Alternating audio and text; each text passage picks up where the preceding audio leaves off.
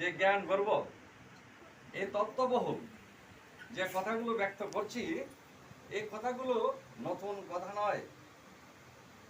আমি এই কথাগুলো আগে সূর্যকে বলেছিলাম, সূর্য তার পুত্র মনুকে বলেছিল, মনু তার পুত্র ইক্ষ্বাকুকে বলেছিল। এইভাবে এই ধর্ম তত্ত্বগুলো অনেক রাজস্বীগণ বিদিত ছিলেন। দীর্ঘকাল অতিবাহিত হওয়ার কারণে এই ধর্ম তত্ত্ব কথাগুলো মানুষের মস্তিষ্ক থেকে হারিয়ে গিয়েছে।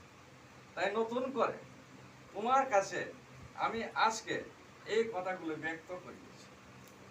এই কথা শোনার পরে অর্জুন একটু স্তম্ভিত হয়ে গেলেন, আবেগে আপ্লুত হয়ে গেলেন, চিন্তিত হয়ে গেলেন।